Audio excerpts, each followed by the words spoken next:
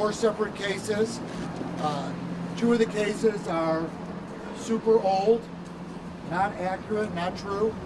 One of the cases seems to be a rehash of the conduct he was acquitted for. Double jeopardy should apply to everyone, including R. Kelly. That case shouldn't have been brought.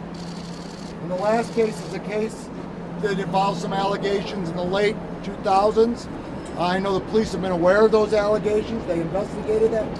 And unfortunately, the state's attorney now succumbed to public pressure, to pressure from grandstanders like Michael Avenatti and Gloria Allred, and brought these charges. Mr. Kelly is strong. He's got a lot of support, and he's going to be vindicated on all these charges, one by one if it has to be. Thank you. Can you clarify what you mean by the double jeopardy issue?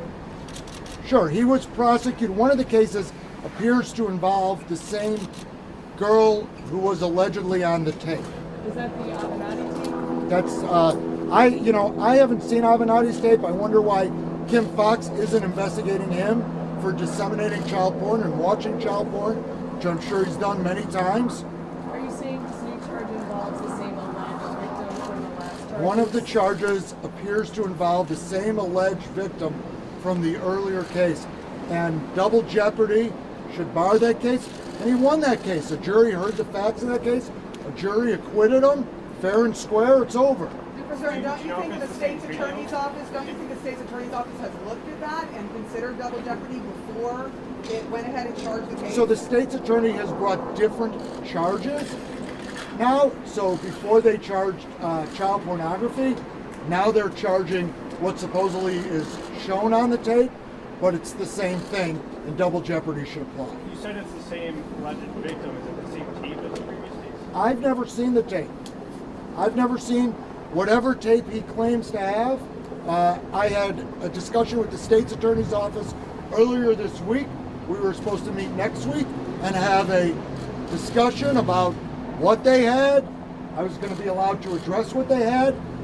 Then they just decided to indict him today for whatever reason. I suspect this is succumbing to public pressure. I think they shouldn't have rushed to judgment. He's an innocent man, and the state's attorney should be above public pressure. So, but what about R. Kelly? Does he acknowledge that there's the existence of this tape that you haven't seen? I don't know what the tape is. How can we acknowledge anything exists? We haven't seen it.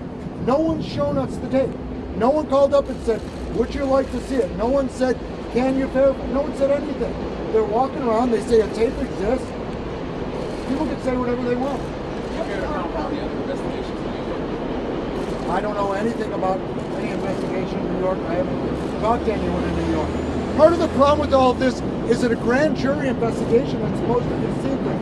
And for a secret proceeding, there's been a lot of damn leaks. What does Mr. Kelly say about what the witness was? I'm sorry, I can't get over it. Yes, ma'am. What does Mr. Kelly have to say about not only the charges that have been brought today and the allegations made today, but also all of the things that have been said over the years, including what happened with surviving R. Kelly's? What did he say to the witness? Look, I finally got around to watching that documentary. And so you had people like Lisa Van Allen. Lisa Van Allen was basically thrown out of court when she testified here at his trial. It wasn't credible testimony. Sparkle says it's her niece, but her niece said it wasn't her. Her parents said it wasn't her. Now maybe they've changed that now because they think there's some gravy train, or they've got some Michael Avenatti making some kind of promise to him, or Gloria Allred. I don't know, but the fact is that everything in that documentary was a rehash of things they've known for years. The police have investigated, the prosecutors investigated, the jury heard, and everybody rejected it. So do you think these women are lying? Yes. All of them? I think all the women are lying, yes. This has become, hey, R. Kelly. I can say R. Kelly did something, boom. There was a press conference yesterday. Oh, these 2 girls were assaulted by R. Kelly, and the lawyer stood there with a picture of LL Cool J. So when you say that, the victims obviously say that they are not lying. Look at, let me just say, everyone, hold on, everyone in that documentary, first of all, they're going on a Surviving R. Kelly tour. Have you ever heard of anything like that? Getting paid, selling tickets to go speak to groups about their experiences. Every one of the women in that documentary had a song they were now going to release, a book they were now going to release, a deal they were now going to do. Everybody's trying to profit off of R. Kelly. Hey, I met R. Kelly once. Look, oh, he looked at me the wrong way. Boom, money. Avenatti says he has a video. I've never seen it. I don't believe anything. I don't believe anything Michael Avenatti says. Did you see the photos Michael Avenatti released today from the video he's talking about? I don't know where Michael. I saw the 3 photos that he posted on Twitter. Someone sent them to me.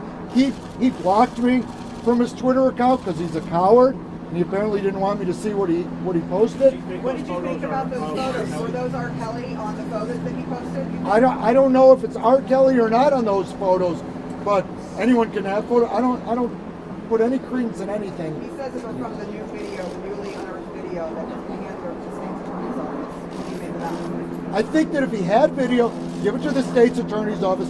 We'll deal with it in the courts. That's what I think. Okay, we're not going to deal with it out here. What do you make of his allegations of the witness evidence tampering during R. Kelly's 2008 trial? R. Kelly he had Sam Adams Jr., a great lawyer. He had Ed Jensen, a great lawyer on that case.